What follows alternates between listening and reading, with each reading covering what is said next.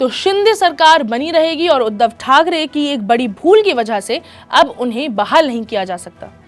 नहीं, ये मैं नहीं बल्कि भारत की सुप्रीम कोर्ट ने कहा है।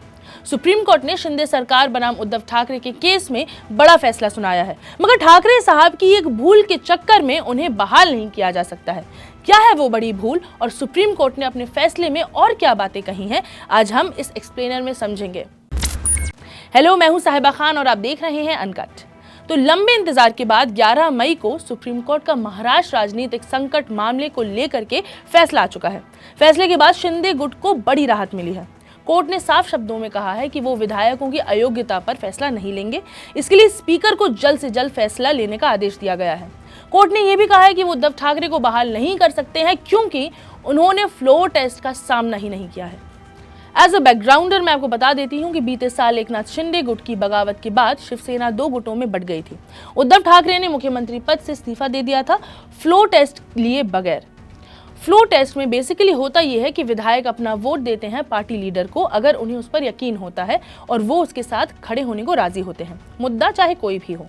तो उसके बाद तत्कालीन राज्यपाल यानी गवर्नर भगत सिंह कोश्यारी ने एकनाथ शिंदे को सरकार बनाने के लिए बुलाया था। इसे लेकर सुप्रीम कोर्ट में याचिका दायर की गई थी।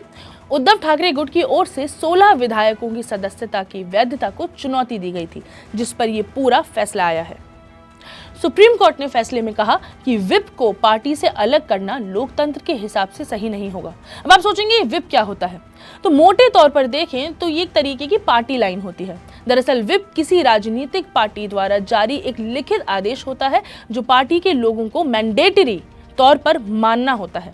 इसमें पार्टी से जुड़े विधानसभा या फिर संसद के सदस्यों को यह आदेश होता है कि उन्हें मौके पर सदन में प्रेजेंट रहना, उपस्थित रहना है और किसी भी पक्ष विशेष में एक ही मतदान करना है।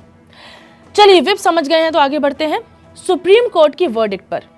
कोर्ट ने कहा कि पार्टी ही जनता से वोट मांगती है, सिर्फ विधायक तय नहीं कर सकते हैं कि विप कौन होगा।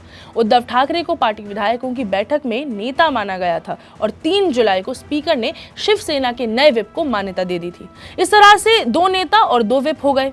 स्पीकर को स्वतंत्र जांच कर फैसला लेना चाहिए था। गोगावले को विप मान लेना गलत था क्योंकि इसकी नियुक्ति पार्टी करती है। इसके साथ ही पूरा मामला बड़ी बेंच के पास भेज दिया गया था। राज्यपाल को लेकर क्या बोला है सुप्रीम कोर्ट, वो भी बता देते हैं। तो राज्यपाल को वो नहीं करना चाहिए जो ताकत संविधान ने उनको नहीं दी है। अगर सरकार और स्पीकर नो कॉन्फिडेंस मोशन पर चर्चा टालने की कोशिश करें तो राज्यपाल फैसला ले सकते हैं। लेकिन इस मामले में विधायकों ने राज्यपाल को जो चिट्ठी लिखी उसमें ये नहीं कहा गया कि महाविकास अघाड़ी यानी कि MVA सरकार हटाना चाहते हैं, वो सिर्फ अपनी पार्टी के नेतृत्व पर सवाल उठाए। कोर्ट ने कहा कि किसी भी पार्टी में असंतोष फ्लोर टेस्ट का आधार नहीं होना चाहिए। राज्यपाल को जो प्रस्ताव मिले थे वो स्पष्ट नहीं थे। ये पता नहीं था कि असंतुष्ट विधायक नई पार्टी बना रहे हैं या फिर किसी और पार्टी में विलय कर रहे हैं या फिर उनके साथ जाकर मिल रहे हैं।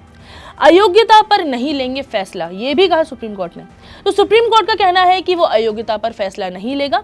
स्पीकर को इस मामले में जल्द फैसला लेना होगा। कोर्ट ने कहा है कि पार्टी में बंटवारा अयोग्यता कार्रवाई से बचने का आधार नहीं हो सकता, मगर उद्धव को भी दोबारा बहाल नहीं किया जा सकता क्योंकि उन्होंने फ्लोर टेस्ट से पहले ही इस्तीफा थमा दिया। किसने दिया है ये फैसला, बता देती हूँ कि 5 जज बेंच ने ये फैसला सुनाया है। बेंच में जस्टिस DY चंद्रचूड़ के अलावा जस्टिस MR शाह, कृष्ण मुरारी, हिमा कोहली, PS नरसिम्हा शामिल हैं। कोर्ट ने इस मामले में 16 मार्च से 9 दिनों तक दलीलें सुनी थी, जिसके बाद क्रॉस पिटिशंस के एक बैच पर अदालत ने अपना फैसला सुरक्षित कर लिया था, यानी कि रिजर्व कर लिया था। दरअसल फरवरी महीने में चुनाव आयोग ने एकनाथ शिंदे गुट को असली शिवसेना माना और पार्टी का नाम और चिन्ह यानी कि धनुष और तीर शिंदे गुट को दे दिया। वहीं चुनाव आयोग के इस फैसले के खिलाफ उद्धव गुट सुप्रीम कोर्ट पहुंचा। कोर्ट ने इस मामले को 5 सदस्यीय संविधान पीठ को सौंप दिया था। उद्धव ठाकरे ने सुप्रीम कोर्ट का रुख करते हुए कहा था कि एकनाथ शिंदे गुट के बागियों को किसी पार्टी में विलय करना चाहिए था, लेकिन उन्होंने ऐसा नहीं किया बल्कि वही पार्टी बना ली। ऐसे में बगावत करने वालों को अयोग्य घोषित किया जाना चाहिए।